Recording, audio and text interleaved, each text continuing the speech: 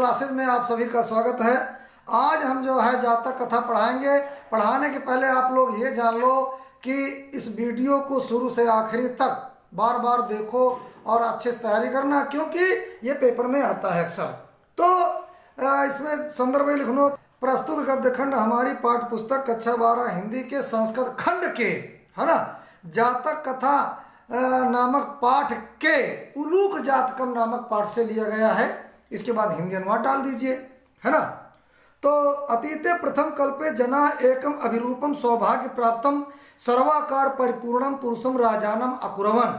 बीते प्रथम कल्प में लोगों ने एक विद्वान, सौभाग्यशाली और समग्र आकृति यानी सर्वाकार, समग्र आकृति से परिपूर्ण पुरुष को राजा बनाया।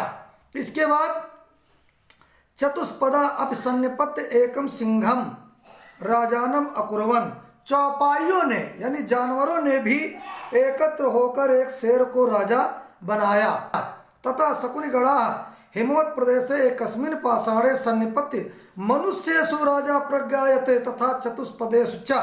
इसके बाद पक्षीगण हिमालय प्रदेश में एक चट्टान पर एकत्र होकर बोले कि मनुष्यों और उसी प्रकार चौपाइयों में यानी पशुओं में राजा जाना जाता है ना। अस्माकं पुनरंतरे राजा नास्ति। और फिर अर्थात किंतु हमारे बीच कोई राजा नहीं है। अराजको वासो नाम न वर्तते। राजा के बिना रहना उचित नहीं है। एको राजस्थाने स्थापितव्यः इति उक्तवन्तः। किसी एक को राजा के स्थान पर स्थापित करना चाहिए, है ना, ऐसा उन लोगों ने कहा। इसके बाद अथते परस्परम अवलोकयन्तः एकम उलूकम दृष्ट्वा अयम नो रोचते इत्योचन। इसके बाद उन्होंने परस्पर एक दूसरे को देखते हुए एक उल्लू को देखकर कहा कि ये हमको अच्छा लगता है। अथैका शकुनि सर्वेषां मध्यात आशय ग्रहणार्थम त्रिकृत्व अश्रावयत। तत्पश्चात एक पक्षी ने सभी के मध्य उनका मत यानी विचार यानी आशय जानने के लिए, है ना, त्रिकृत्व अश्रावयत यानी 3 बार सुनाया या कहा, है ना। तथा एका काका उत्थाय तिष्ठ तावत अस एतस्मिन् राज्याभिषेक काले एवं रूपम मुखम क्रुद्धस्य च कीदृशं भविष्यति। तब एक कौवे ने उठकर कहा, जरा ठहरो, इस राज्याभिषेक के समय जब इसका ऐसा मुंह है, ऐसा मुख है, तो क्रोध में आने पर कैसा होगा। अनेन ही क्रुद्धेन अवलोकिता वयम तप्त कटाहे प्रक्षिप्तास्तिला इव तत्र तत्रैव धंगच्छामः। इसके क्रुद्ध होकर देखने से, जब यह गुस्सा होकर के हमको देखेगा तो हम गर्म कढ़ाई में डाले तिलों की तरह जहाँ के तहाँ जल जाएंगे। ईदृशो राजा मह्यम न रोचते इत्याह। ऐसा राजा मुझे अच्छा नहीं लगता। न मे रोचते भद्रम व उलूकस्याभिषेचनम अक्रुद्धस्य मुखम पश्य कथम क्रुद्धो भविष्यति। तुम्हारा उल्लू का राज्याभिषेक मुझे अच्छा नहीं लगता। देखो इस क्रोधहीन का मुख देखो, क्रोध की अवस्था में कैसा होगा। अभी ये गुस्सा नहीं है तो इसका मुंह ऐसा है, और जब ये गुस्सा होगा तो ये कैसा होगा, और ज्यादा गुस्सा होके देखेगा। ऐसा एवं मुक्त मह्यम न रोचते इति विरुवन आकाशे उदपतत। वह मुझे अच्छा नहीं लगता कहकर चिल्लाता हुआ आकाश में उड़ गया। उल्लू को अपि उत्थाय एनम अन्नवधावत। यानी उल्लू ने भी उठकर उसका पीछा किया। तो अन्योन वैरणो जातो। तब से लेकर वे दोनों एक दूसरे के शत्रु हो गए। शकुनया अपि सुवर्ण हंसम राजानम कृत्वा अगमन। पक्षी भी सुवर्ण हंस को राजा बनाकर चले गए। इसके बाद बच्चों नृत्य जातकम। अब नृत्य जातकम में जब संदर्भ डालोगे तो प्रस्तुत गद्य खंड हमारी पाठ्य पुस्तक कक्षा 12 हिंदी के संस्कृत खंड के, है ना, और जातक कथा नामक पाठ के नृत्य जातकम नामक पाठ से लिया गया है। ऐसे लिखना आप लोग। अब इसमें देखिए, अतीते प्रथम कल्पे चतुष्पदा सिंघम राजानम अकुरवन, है ना। प्राचीन काल में या बीते काल में, प्राचीन काल में प्रथम कल्प में चौपायों या पशुओं ने सिंह को राजा बनाया। मत्स्या आनंद मत्स्यम शकुनया सुवर्ण हंसम। और यहाँ पर बच्चों मछलियों ने आनंद यानी मत्स्य मछली को और जो है एवं पक्षियों ने सुवर्ण हंस को राजा बनाया। तस्य पुनः सुवर्ण हंस राजहंस से दुहिता हंस पोतिका अतीव रूपवती आसीत। उस सुवर्ण राजहंस की पुत्री जिसका नाम था हंस पोतिका, है ना, हंस कुमारी अत्यधिक सुंदरी थी। स तस्यै वरम अदात यत सा आत्मनिश्चित रुचितम स्वामिनम वर्णयात इति। और जो है उस हंसराज ने उस हंस कुमारी को यानी अपनी पुत्री को वरदान दिया कि वो अपने मनोनुकूल अपनी मनपसंद पति का वर्ण करे, है ना। हंस राजा तस्यै वरम दत्वा हिमवत शकुन संघे सन्निपतत। और जो है हंसराज ने उसे वर देकर हिमालय के पक्षियों के समुदाय को आमंत्रित किया। नाना प्रकारा हंस मयूरादया शकुनिगणा समागत एकस्मिन् महत् पाषाण तले सन्निपतन। उसके आमंत्रण पर, उसके बुलाने पर विभिन्न प्रकार के हंस मोर आदि पक्षीगण आकर एक विशाल शिला तल पर एक पत्थर पर इकट्ठा हो गए। हंस राजा आत्मना चितरुचितम स्वामिकम आगत्य वरुणयात इति दुहितरम आदि देशा, है ना। हंसराज ने अपनी पुत्री को आदेश दिया कि वो आकर अपने मनपसंद पति को चुन ले।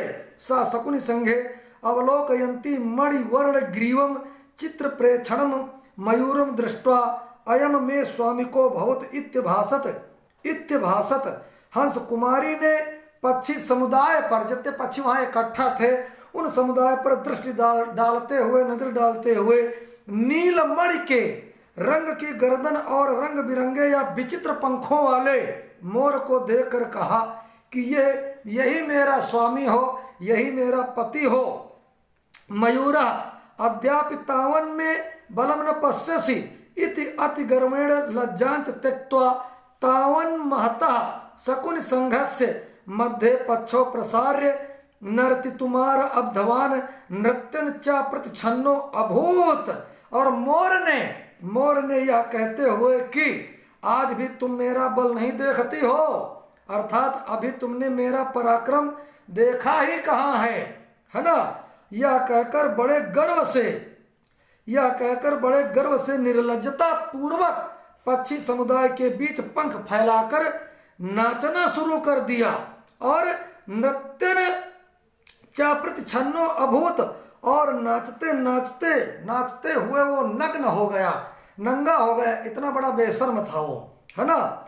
स्वर्णराज हंसा लज्जिता अस्नैव व्रीह हस्तिना बरहाणाम समुत्थाने लज्जा। स्वर्ण हंस ने लज्जित होकर कहा, इसे न तो अंदर का संकोच है, इसके अंदर न तो संकोच है और न ही पंखों को उठाने में बाहर से ही इसकी कोई लज्जा है, यानी अंदर से भी और बाहर से भी, अंदर कोई संकोच नहीं और बाहर कोई लज्जा नहीं, है ना। न अस्मय गतत्र पाए स्वदुहितरम दास्यामि इति अकथयत। इस निर्लज्ज को अपनी पुत्री नहीं दूंगा, ये मेरी पुत्री से विवाह के योग्य नहीं है। हंस राजा तदैव परिसन मध्य आत्मना भागने आए हंस पोतकाय दुहितरम अदात। हंसराज ने उसी परिषद के बीच, उसी समुदाय के बीच, उसी सभा के बीच अपने भांजे हंस कुमार को पुत्री दे दी। यानी कहने वाला हंसराज ने अपने भांजे जो है बहन के लड़के को, हंसराज को अपनी पुत्री दे दी। मयूरो हंस पोतिकाम अप्राप्य लज्जिता तस्मात् अस्थानात् पलायिता। मोर हंस पुत्री को न पाकर, है ना, शर्मा कर लज्जावश उस स्थान से भाग गया।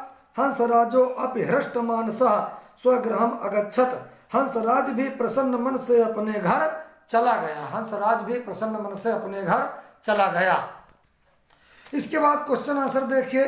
चतुष्पदा सन्निपत्ति किम अकुर्वन्। चतुष्पदा नाम कस्मिन राजानम अकुर्वन्। इसको दो रूपों में पूछा जा सकता या तीन रूपों में। चतुष्पदा कम राजानम अकुर्वन्, ये तीन रूपों में पूछा जा सकता। तो चतुष्पदा एकम सिंहम राजानम अकुर्वन्। शकुनिगणा सन्निपत्ति किम व्यचारायन तो शकुनिगड़ा व्यचारयन यत अस्माकं मध्ये राजा नास्ति अतः एकम राजस्थाने स्थापितव्यः। इसके बाद पक्षिणा किम राज्ञा रूपम दातुम व्यचारयन, तो पक्षिणा एकम उलूकम राज्ञा रूपम दातुम व्यचारयन। इसके बाद काकस विरोधम श्रुत्वा उलूका किम करोत, तो काकस विरोधम श्रुत्वा उलूका काकम अन्वधावत। काका उलूकस विरोधम कथम अकरोत, तो काका भीषणा कृति कारणात् उलूकस विरोधम अकरोत। ईदृशो राजा मह्यम न रोचते इति कस्योक्ति, ईदृशो राजा मह्यम न रोचते इति काकस्योक्ति। अन्ते शकुनिगणा कम राजानम अकुर्वन्, अन्ते शकुनिगणा स्वर्ण हंसम राजानम अकुर्वन्। अब बच्चों नृत्य जातकम के प्रश्नोत्तर देख लो। पक्षिणा किम राजानम अकुर्वन्, अंततः पक्षिणा स्वर्णम हंसम राजानम अकुर्वन्। स्वर्ण हंसस्य दुहितम नाम किम आसीत्, स्वर्ण हंसस्य दुहितुम नाम हंसपोतिका आसीत्।